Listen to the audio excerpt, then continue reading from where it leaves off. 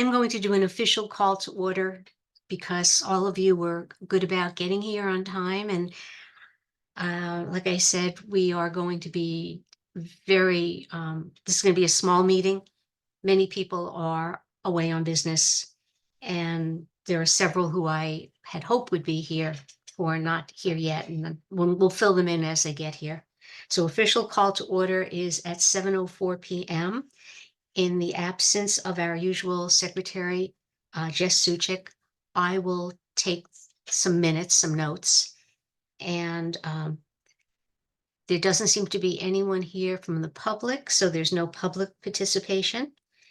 And Sue Hertz, because they're already beginning the Unpacking Whiteness program, declined to come to this particular meeting, although I encouraged her just so she can educate people on the commission who may not be familiar with the program about the program, but she declined.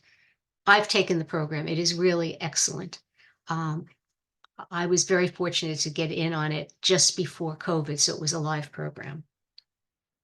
So we can move right to operations.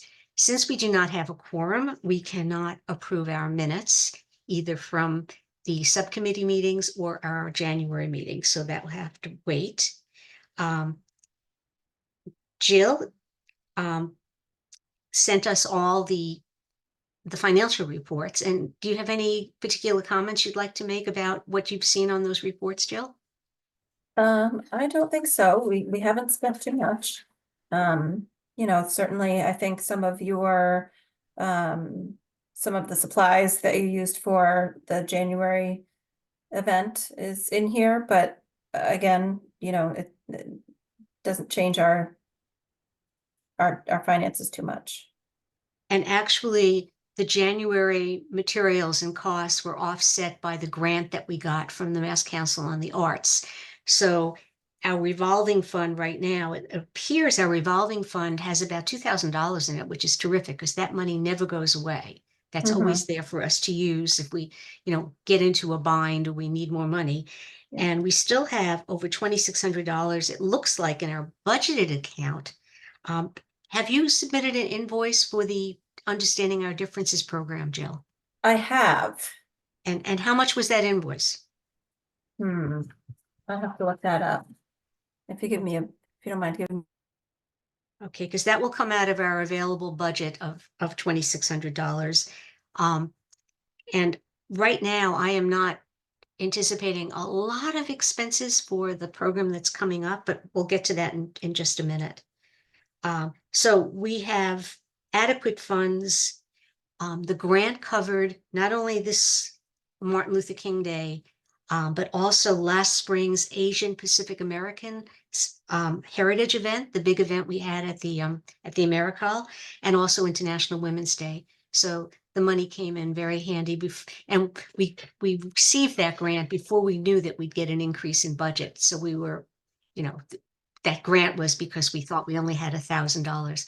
Another voting member, Vanessa, excellent. That invoice was $350. $350, okay. But I don't see that it's gone through yet. Okay. And I want to thank in particular Chief Scory, Officer Amy Rando, Counselor Maureen Butt for joining us because we can always use their advice. And we really appreciate it. We really appreciate their spending the time with us. And I'm glad Vanessa has joined us as well. Okay.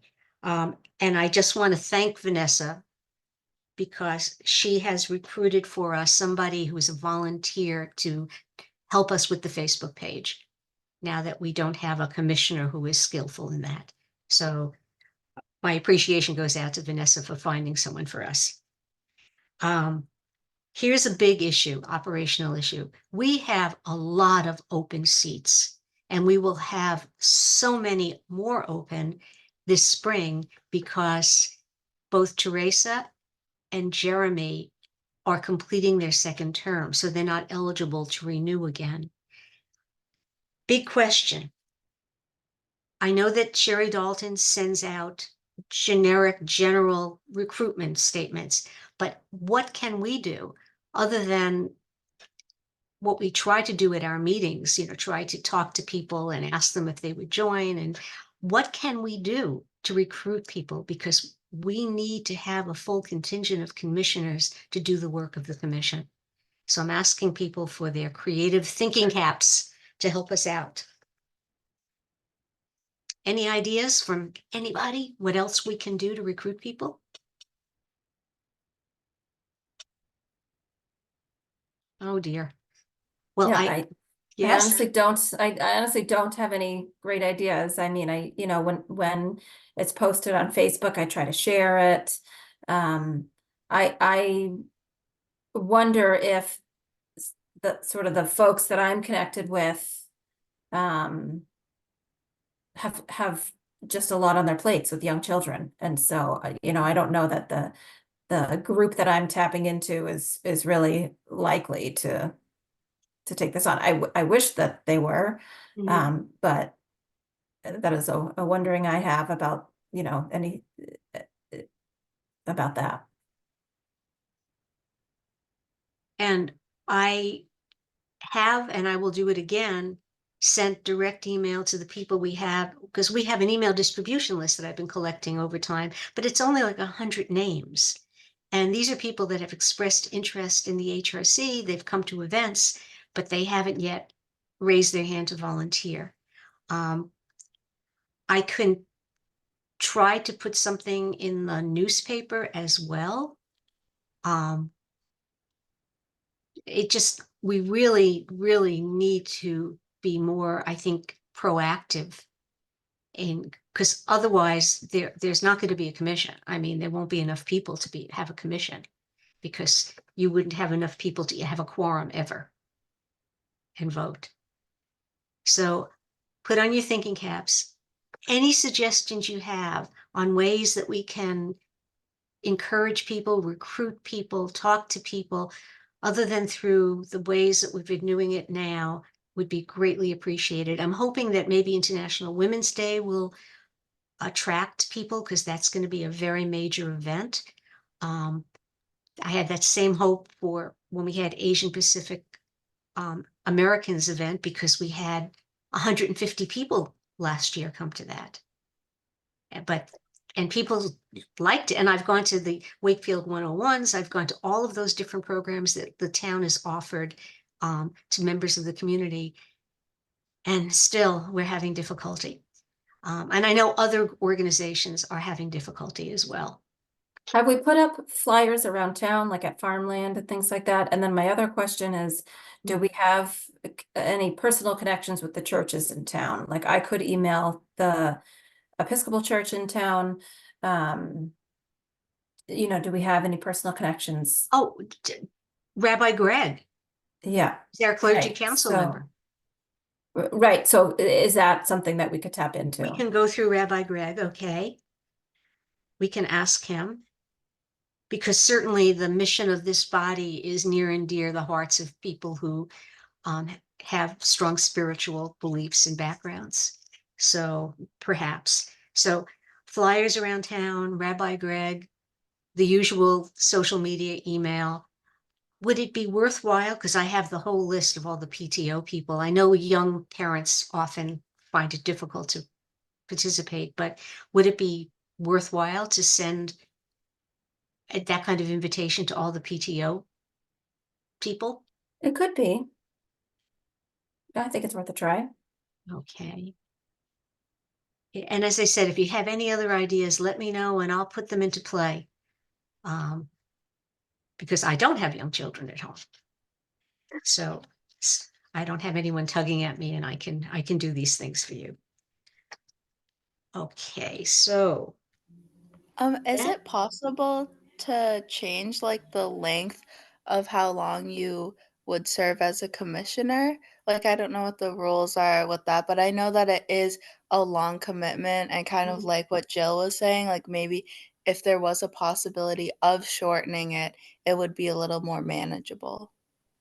the terms are dictated by the rules of the town of Wakefield, and it's 3-year terms. And I mean, people drop out before their terms are over. which is always unfortunate because once we get them through orientation and they start learning the ropes and helping us out, it's always unfortunate to lose people. But it's a 3-year term, and there really is no such thing as a short term. I don't know if Maureen can respond to that. Hello, Maureen. I don't know if you heard that question. Do you, is the 3-year term is written, as far as I understand, is sort of written in stone. Is that correct? Yeah, it's funny. We created. So Vanessa, it's a really interesting idea. So we can go look back at how we created the HRC a couple of years ago and Mm-hmm. maybe look to see if maybe it's 1-year terms or 2-year terms. Other groups have shorter terms, so that is something we can look into. That's a good idea. I'll circle back with Steve Mayo and Tom Mullins and see if that's something we can explore. Okay. We could also ask the library to post it on their Facebook page. I don't know if they'd be willing to do that, but They only post their own programs. mm. I've asked them, even on programs that we have that are community programs, if they're not involved with it with us, they don't post it. Would it also be a possibility to supplement the amount of commissioners by adding more student representatives? That's another question, Maureen, I Yeah, guess. I think we can look at that. What does the rule say now? We have one student or two students? Yes. We have Yes, one. one. Yeah, so that's a good suggestion too. Because we've had amazing students. So I can also look into that. I don't know how many students we have on other groups, but I think that's a fabulous suggestion. Well, I know that I'm on the Council on Aging and we have no students. Yeah. Yeah. Well, But and what's sort of the definition? Like if there's a student who is 18 years old, could they be a commissioner rather than a student representative? Vanessa is a voting commissioner and she was not 18 when she started with us. Well, that's because she is a student representative, right? Right. She's a voting commissioner, student representative. So could we reach out to high school seniors who, if we can change the student representative number, great, but if we can't, are there high school seniors who are 18 who could just apply to be a commissioner, not through a student representative? Oh, most definitely. Yeah. Yes. If they're residents of anyone who is a resident of Wakefield can apply. 18 years old resident of Wakefield can apply for one of the regular commission seats. And recently Olivia was a commissioner and she was a college student. She was 22 or 23. So she came to us quite young too. So yes, as long if you're a resident of Wakefield and 18. So you're saying that it might be worthwhile to advertise this more widely in the schools, maybe through the youth council, that if you are already 18 years old, you are eligible. Yes. Okay, Vanessa, could you get that word out to us for us? Yeah, I think so, but I think it also goes back to like how long the commitment is because like I'm 18 now. I turned 18 this past October. Um and so if it's 3 years then that would be Mm, like a lot of my college Yep. years and I feel True. like that is kind of awkward and like you wouldn't be able to be there in person because your right. college is like hours or like you have to take a train or like whatever. Yes. So I feel like it's not the best for events in person. The other issue that I could potentially see is like when you start like the school year, the cutoff is the end of like August, and normally don't the commissioners end in June or July, right? So Yep. like in a normal year, I would like when I started the school year, I was 17 and I only turned 18 in October. The earliest you could have turned 18 was September. That's So true. like the timing is kind of iffy. So I guess that would be another issue with it, which Mhm. I feel like that's why potentially being a student representative and adding more of those slots could maybe be more manageable because you could be underage but still be a voting member. Yes.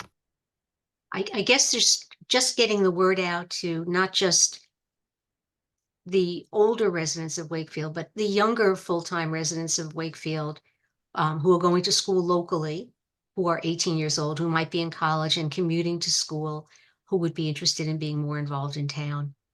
But we can include that kind of information in our promotions, because if it's seen by parents or whoever, and they realize that, you know, if they are committed to continuing to live in Wakefield, they can be active participants, and we'd love to have them. We love the energy of the young people and the creative ideas. Plus, they know all about social media and how to handle those kind of technical things. Okay, I'm going to move us on a bit. We can think of some great suggestions, and I'll put them in the to-dos. Jill, would you like to say anything about the Understanding Our Differences program that we just had in February, in early January? Was it? Yeah, I thought it was great. I um I thought that the first half of it, I was expecting it to be a little bit more informative than than it was, but I had been having previous conversations with her, so I guess I'd wonder what other folks thought about that. I thought the second half, when we really had a lot of discussion and you know, questions and things like that, I thought that went really well. Mhm. I was happy to see more participants on the call. And you know, and then it turns out that it wasn't just people in the community interested. It was, you know, people of many people from another commission came, which was great. I was so glad to have them, and they really added to the conversation. So, you know, overall, I thought it went well. Yeah. And I attended it as well. And the first part where they were describing the Understanding Our Differences program they offered to students wasn't what I expected, because I thought they were Same. going to talk about more about how parents can talk to their children, but that came about a third of the way through the program, through questions that came through, and I Yeah, thought that was really worthwhile. yeah, Um, I also very much appreciated learning about the way the community of Wakefield has accommodated students who have differences of all different kinds. And it was very gratifying to hear from parents who had such wonderful experiences with the community. So that was something that made me even more proud to be a resident of this city. I agree. Okay, so now, March 7th, International Women's Day, we have the most extraordinary panel. You guys, everyone's got to come to this. I'm going to just tell you who's going to be on this panel. It's amazing. With Teresa, Jessica, and Catherine Dinger from the health department, we put together all of these different people. The theme is embracing inclusivity, but what we did is we mashed it up with the UN theme, which was the UN theme was like to try to invest in women and create more opportunities for them. So we came across we found a group of women who have been amazing achievers, women who've broken barriers. For instance, I'm going to read these in alphabetical order. We have a managing partner of a geotechnical engineering firm, and she is an engineer herself, a professional engineer. We have a partner in a company that was formed to advance equity through opportunity. So she is a CPA and a partner in this, it's a capital venture firm, a financial venture firm. We have a commander, a military commander, who actually was the executive officer on a guided missile destroyer. and it's a career surface warfare where war. I come from Brooklyn. It's really hard saying words with AR. Warfare officer. And then we have the founder of a green energy firm that has actually hands-on lived in South America and built these green energy projects there, as well as helping people here communicate more effectively these renewable energy. And finally, we have someone from the state government, from the governor's office. Thank you, Maureen, for recommending her. And Jess Suchik is going to be the narrator, the moderator. And as you know, she has come through both the entertainment and the gaming industry. Gaming meaning online, not gambling, but video gaming industry. So we have representatives from business, from finance, from the military, from communications, I mean, from government. It's just an incredible panel. And we have reached out, we're hoping that, and I reached out to Vanessa, like last year, we had some wonderful student volunteers. Catherine Dinger said she would take care of the student volunteers on site so I can take care of the welcome table and take the photographs for the event. It will be at the Savings Bank Theater as usual. WCAT will record it as usual, and we will provide that link after the program to people who were not able to attend. And we will have a reception with cookies and beverages afterwards. And we're hoping for a really good turnout, especially with a panel of, I mean, it seems like every year it gets better and better. We're very excited. Do you have any questions about that particular event before I start plugging what's coming up after that? Well, just for the volunteers, the youth council has a meeting on Tuesday, so I will definitely mention it there. And Catherine Dinger is the adult advisor, so she Right. will also definitely be involved, and we can help out with the volunteers. Yes, because the youth that volunteered last year were fantastic. They made sure people got to the right place. I was the one with the camera, and they ended up freeing me up so I could do other things. They took pictures, they helped with the refreshments, they kept count so we knew how many people were there. They encouraged people to sign up for our email distribution. They were just absolutely terrific. They were really helpful, and I look forward to seeing the students there again. Okay, we still have big events coming up, and our actual year, our terms begin on May 1st. So some of this is beyond terms. I made a commitment to, again, this will be the third year, to work on the Asian Pacific American Heritage event. Last year, we had this huge 4-hour event with act after act and instructions in between every single act. And we had craft tables and boba tea. We had people in costume. We had so much going on. It was quite the amazing event. And I'm not so sure we want to do the same thing all over again. So I was wondering if you had some ideas for maybe a format that's somewhat different. I mean, everyone really loved that. It was a bear to put together. There was a lot of pieces, a lot of parts. We had, I think, 7 different acts. That was a lot. So I'm just asking the HRC to put on their thinking caps and also consider helping out. Anyone want to volunteer? You don't have to be a voting commissioner to help out. I have a group of parents who I am hoping will again be willing. They were wonderful. They knew a lot about where we could find resources and things like that. So, but I would appreciate any ideas you have on maybe changing it up a bit.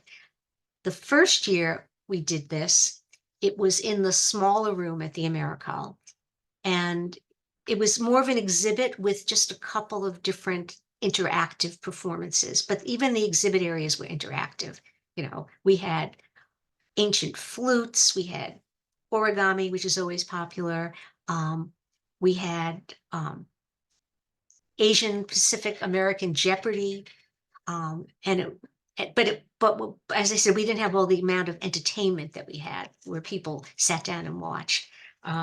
So suggestions would be appreciated. Also, resources that we could tap into if you know of people that have special skills or knowledge of their heritages that they could share with us.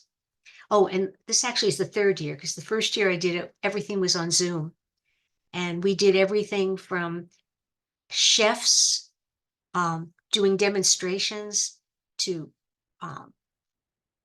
dancers online, to musicians online, to books online. We did a lot. It was all online though.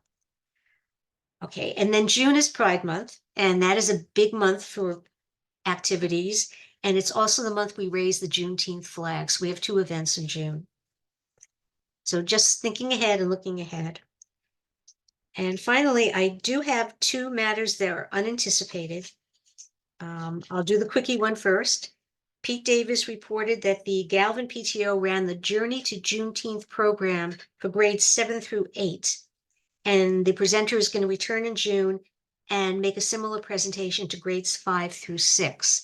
And that corresponds with when we might be doing our Juneteenth event. And perhaps we can invite the students to be more active participants in that now that they're becoming more educated about Juneteenth. And I'm glad Steve Scory is here because, as I don't know if everybody knows, but there was a very disturbing incident this week, 2 days ago. Someone drew a swastika on the steps entering one of the doors at the Dolbear School. And I just would like give Chief Scory a moment or two to talk about this particular incident and situation. Sure. So what I can tell you is that school staff at the Dolbear, one of the staff members found this swastika that had been written in chalk on a step to a doorway prior to school opening. So it was only one staff member that saw it. None of the children were exposed to it. Okay. We were notified. We took a picture of it, and then it was quickly removed. Luckily, it was done in chalk, so it was easy to get off the step. The schools and the school resource officers worked together. They quickly identified a couple of juveniles that were responsible for that. The schools have taken corrective action to education and some restorative justice. And right now it's a school-based discipline issue. Okay. Is there a particular body within the schools that is in charge of things like this, this kind of corrective action and re-education or whatever they do to? Well, no particular body. It's addressed through the administrators at the school, be the school principal, assistant principal, superintendent's office. Okay. Do you know if these students are going to be required to attend any particular workshops or classes or anything of that sort? Where they're juveniles and it's school-based discipline, that can't be discussed. Okay. But I can tell you that the school has taken action that they believe is in the best interest of the children. Excellent. And as you all know, we are responding on our Facebook page, which seems to be the only place we really have, because I really felt that the school department and the police department handled this in such a timely and sensitive manner, and it was done so quickly. And I think time is of the essence when it comes to things like this. The fact that no small children saw that, I think, is excellent. Although I imagine they might be having discussions in the classrooms about this, since everybody knows about it. And it is a teachable moment. So, okay, is there anything else that might be unanticipated that anyone else would like to bring up or discuss with our group? Just that in terms of the statement that we're planning to put out, can I offer one small edit? Mm-hmm. Could you please also email that to me so I get the words exactly right of what you'd like to offer? Would you rather I just email it to you? Okay, that would work. Okay. It's really I tried small. to incorporate all the suggestions I got from different people. It's really small. I'll share quickly and then I'll just send it. But Okay. we said appreciation for people of different backgrounds. And I am nitpicking, but to me, that sounds like we're centering one experience and calling the other ones different. And I think if we slightly change the language to say appreciation for people of all backgrounds, Okay, just sounds more inclusive. I'll just send that to you over email. okay. I have already written a note to myself on that, and that is a note very well taken. Thank you, Thank Jill. you. If there are no other unanticipated matters, our next meeting will be March 19th. It's a Tuesday night. It's going to be the third Tuesday. I promise I will get notification to everybody, to the administrators and everything in time. And I appreciate you all being here tonight and hope to see you on March 7th at the big event. Sherry, Um, can I interrupt? I had one other random idea that popped up Okay. and I just thought about it again. Within like the posting that we put out about needing more HRC members, mhm. I wonder if we could also add a link for folks to just sign up to help, to add to your email list. You know, if you can't commit to the full, whatever, click here if you would just like to be on our list, so you know what we're up to, and you can, volunteer and help out on an as needed basis. I wonder if that could at least get more people in our circle, and sort of get their feet wet, and then potentially some of those people might decide they could commit. And I have included that exact thing in our past recruitment efforts. Mhm. And when I talk to people and they seem so hesitant about making the big commitment, I ask them, I said, well, just come to one thing, just do one thing, sit in a meeting, see what you think, look at our list of events, choose one you'd like to be involved with. Let's just be optimistic that we'll have better results this time. Okay. So the action item points I have are that we are going to try to recruit, and by putting some flyers around town, asking the clergy council, even reaching out to the PTO. Maureen is going to look into whether shorter terms are possible, and if we can supplement the commission by adding more student reps. Vanessa is going to speak to the youth council on Tuesday to see if some of the people would like to volunteer. And other than that, everything is just, please put on your thinking caps for May format for the Asian Pacific Americans Heritage Program, and start just getting in the mood for our Pride Month extravaganza, whatever it is that we do. If you have any suggestions beyond the flag raising, it does not have to be just one event, one day. It can be something else. We've had concerts even for Pride Month. So if there's something else that you want to suggest, we are open to that. Do Vanessa, I have? is there a group at the high school, like a Rainbow Club or Yeah, there's a GSA, which is I believe stands for the Gay Straight Alliance. I don't know if they're that active of a club. I do know that they like exist, and I can send over the teacher who is involved in running it.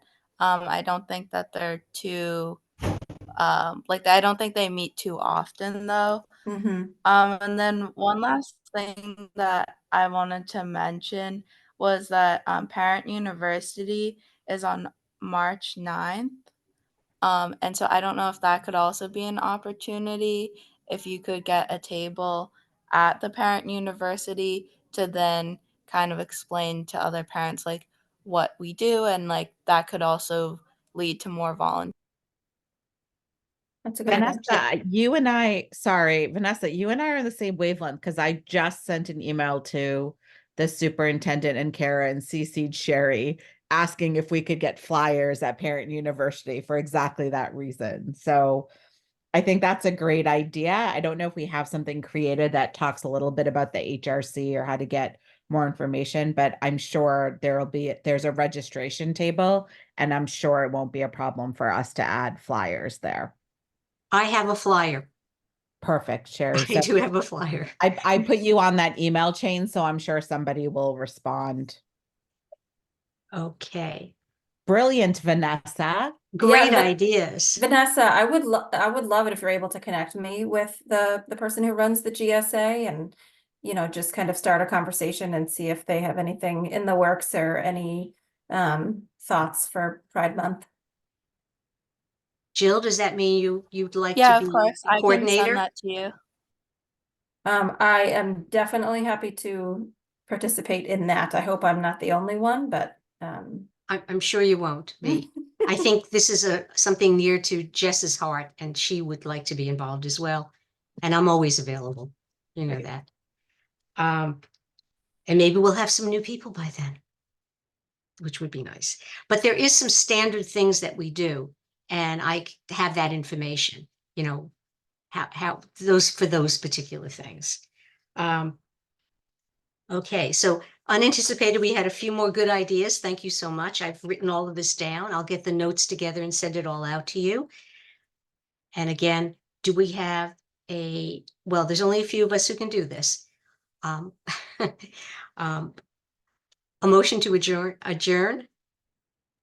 motion to adjourn. Okay. And I second. So we are adjourning at 7:40 p.m., a little bit later than I thought we would, but thank you so much for participating. And I hope to see you all very soon in person, not just on Zoom.